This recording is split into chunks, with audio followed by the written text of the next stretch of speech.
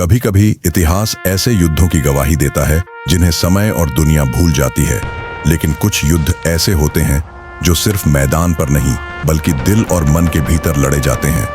लुभांग द्वीप फिलीपींस का वह सुनसान हिस्सा जहां सन्नाटा था, लेकिन एक अनसुनी आवाज थी, एक सैनिक की धड़कन जो दुनिया के बाकी हिस्सों से अनजान था। यह वह भूमि थी जहां युद्ध खत्म हो चुका था और सभी ने शांति का स्वागत किया था, सिवाय एक अकेले योद्धा के। उसका नाम था हिरो ओनोडा।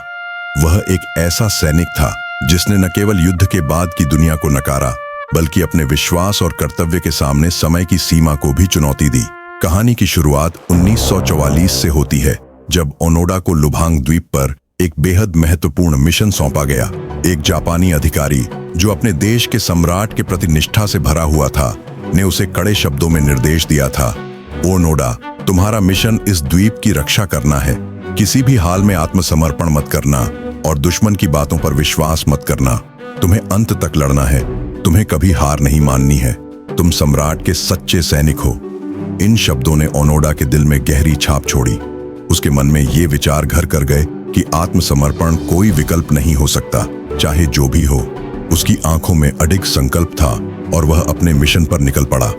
जब अमेरिकी सेना द्वीप पर उतरी, ओनोडा और उसके सैनिकों का छोटा समूह जंगलों में छिप गया।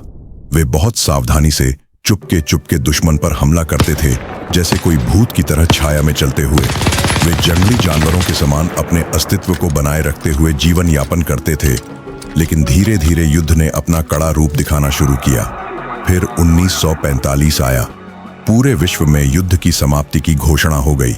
जापान ने आत्मसमर्पण कर दिया था, लेकिन ओनोडा और उसके साथी सैनिकों के लिए युद्ध खत्म नहीं हुआ था।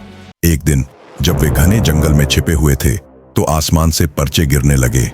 ये पर्चे साफ और सुस्पष्ट थे और उन पर लिखा था, जापान ने आत्मसमर्पण कर दिया है, युद्ध समाप्त हो चुका है, घर लौट आओ। ओनोडा ने पर्चे को उठाया और गौर से देखा। उसके मन में कई सवाल थे। यह क्या था? क्या यह किसी प्रकार का दुश्मन का जाल था? उसकी सांसें स्थिर हो गईं और वह पर्चे को बारीकी से महसूस करने लगा। वह जानता था कि शांति का विचार बहुत लुभावना था, लेकिन उसने अपना सिर हिला दिया। उसने सोचा, यह सब एक चाल है। दुश्मन हमें आत्मसमर्पण करने के लिए मजबूर करना चाहता है।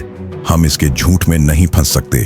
पर्चे को उसने बिना सोचे फाड़ डाला और जंगल के हवाले कर दिया।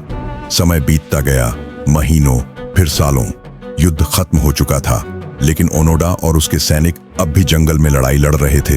वे कभी भी किसी पर विश्वास नहीं कर पा रहे थे। एक समय के बाद जब ओनोडा का कोई साथी मारा गया, तो उसने अपनी पूरी ताकत से लड़ने की ठानी। वह किसी भी स्थिति में हार मानने को तैयार नहीं था, लेकिन समय के साथ साथ सैनिकों की संख्या घटती गई। कुछ सैनिक पकड़े गए, कुछ मारे गए और कुछ कहीं गायब हो गए।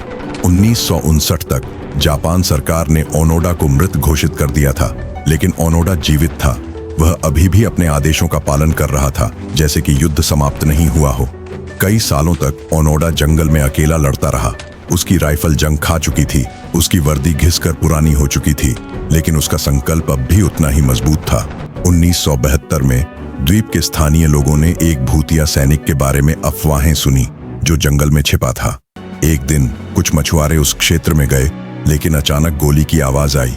ओनोडा ने उन्हें दुश्मन समझते हुए हमला किया। यह दिखाता था कि उसकी लड़ाई अब भी जारी थी, जबकि बाकी दुनिया ने युद्ध को भूल चुका था।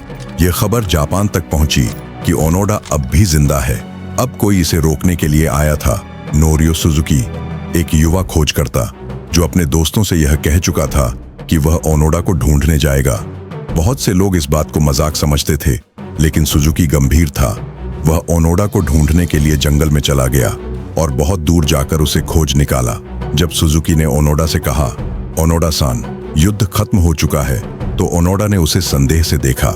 उसकी राइफल उसके हाथ में मजबूती से थी और उसने सुजुकी की बात को नकारते हुए कहा, मैं आत्मसमर्पण नहीं कर सकता, मैं अपने कमांडर के आदेश का इंतजार कर रहा हूं।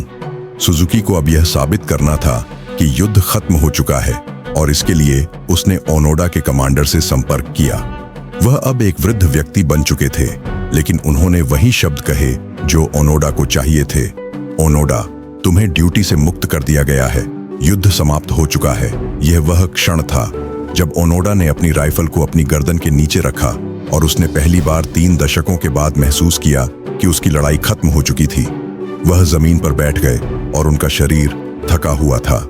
युद्ध के दौरान जिन आदेशों का पालन करते करते उन्होंने अपना सब कुछ खो दिया था, वह अब खत्म हो गए थे।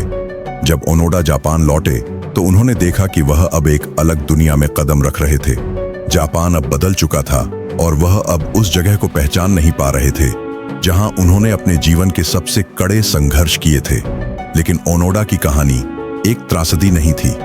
यह लचीलेपन, समर्पण और विश्वास की कहानी थी। उसने अपनी पूरी ताकत और आत्मविश्वास के साथ कर्तव्य निभाया और दुनिया ने उसकी कठिनाई को समझने में समय लिया। कभी-कभी सबसे कठिन लड़ाई युद्ध के मैदान में नहीं, बल्कि मन के भीतर लड़ी जाती है।